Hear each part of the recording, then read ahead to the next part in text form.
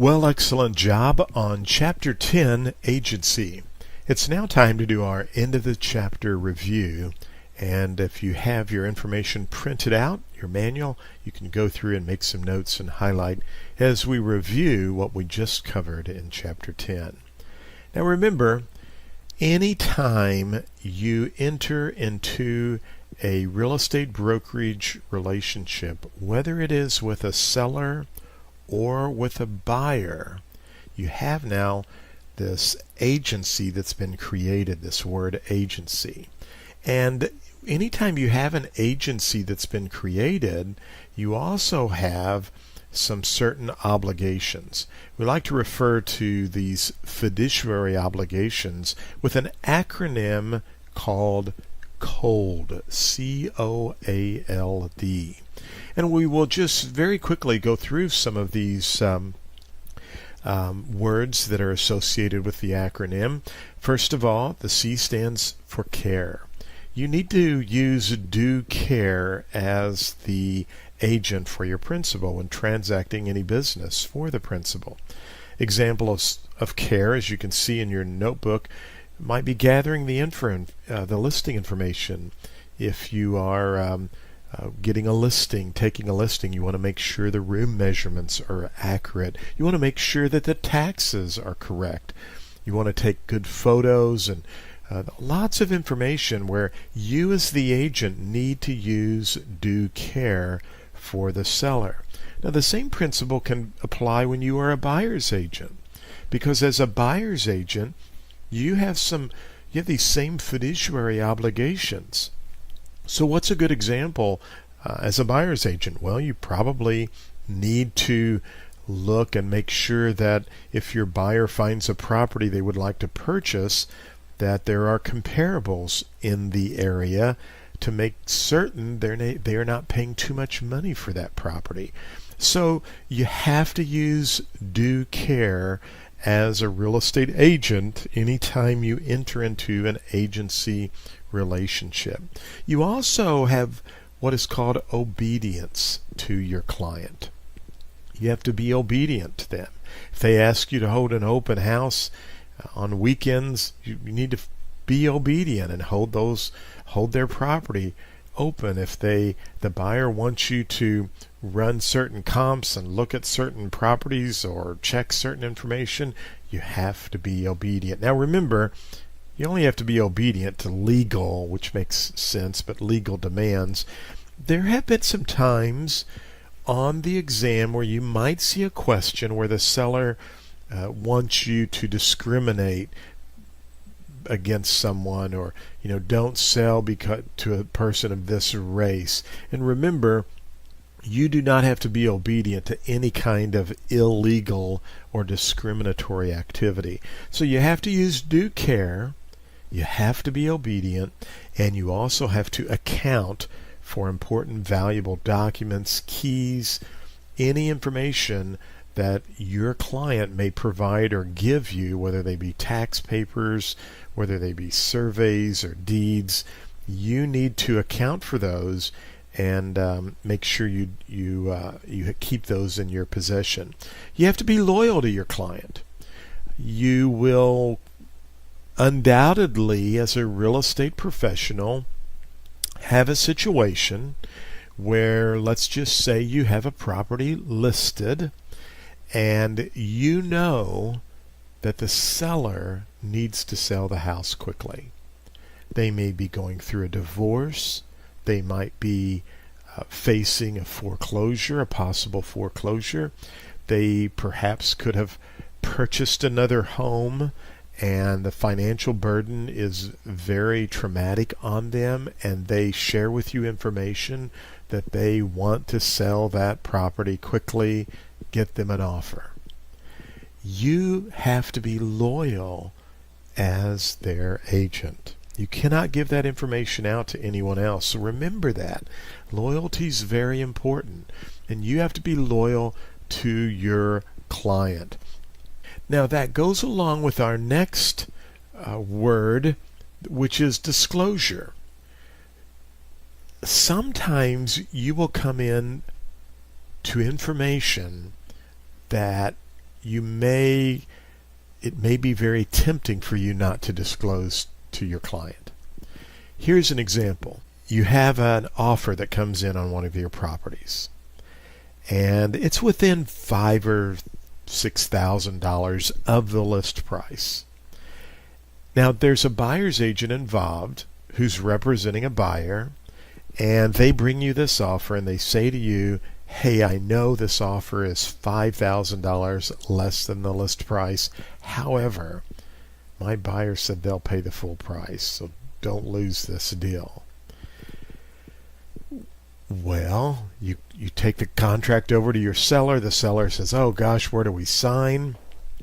You know that this buyer's agent gave you information, which they shouldn't have given you, because now they're not being loyal to their client, are they? They've given you information, disclosed information to you, and they've breached their loyalty to their buyer as a buyer's agent, but they've told you they will pay the full price if they have to. And you now present this offer to your seller. They want to sign it, and you're saying, oh gosh, if I mention anything about making a counteroffer for the full price, this deal could fall apart. Well, you can't do that. As an agent, you have fiduciary obligations, and disclosure says you need to disclose any information that you know or should know. It must be disclosed to the principal. So I want you to keep in mind and understand that when there is an agency relationship created, the broker or the agent is said to have what is called a fiduciary relationship to the principal. And when that occurs, you owe what is called COLD. It's an acronym: Care, Obedience, Accounting, Loyalty, Disclosure. Keep that in mind. Now, sometimes I've seen a question right here. The fiduciary puts the agent in a position of trust and obedience to the principal. So I think we understand that. We have a chart in your book that you can see where we talk about the agent, the principal, the client, the customer, who may be a third party, and then you also have what is entitled a subagent. A lot of times people do not want, or I should say people, agents and brokers, do not want subagents working for them. The mere reason is this. I'm going to go back and kind of get rid of the subagent. If I allowed a subagent to work for me as they would be a subagent underneath me, if they do anything wrong, I become liable for their mess up or their negligence. Therefore, we almost prefer that rather than you as another agent work as a subagent underneath me, I may not even know you or know your business practices. I would prefer that you just go out and enter into a buyer's agency agreement with your buyer, so that now you are representing your buyer, and if you make any mistakes or mess up, you are responsible to your buyer, and me and my agency and my seller or principal are not bound to you or any of your mess-ups or negligence. So you can have subagencies. Some people still work as subagents, but I hope you understand now it can be a little bit dangerous, because if you allow someone to be a subagent, you are basically taking on liability for any types of errors or negligence that subagent could create. So that's why it's sometimes best to just let them go and work for the buyer on their own. Remember who the client, the customer, the principal, very important for the exam. And then we come down and we talk about some different types of agencies relationships. We talked about a property manager, and a good example of a property manager is what is called a general agent. So you want to remember that. It's also important, and you will probably see this on the exam, that real estate agents actually work as what are called special agents. It's for one specific act or transaction. For example, find me a ready, willing, and able buyer. If you're working as a buyer's agent, that would be another example of a special agent. And of course, sometimes you have general agents that may also be attorney in facts, as we notice from this first paragraph here, so kind of keep that in mind as well. A universal agent is an example of where you actually are a full power of attorney. And normally those are court appointed. You can see that right here. But a universal agent is going to take care of almost everything for the client. And again, many times these are court appointed, and you will see that on the exam occasionally. I have seen general agent, special agent. You probably will see those on the exam as well. And then we talk about expressed agencies and implied agencies. An expressed agency, as you can see, is would be an example of a listing agreement or a buyer's agency agreement.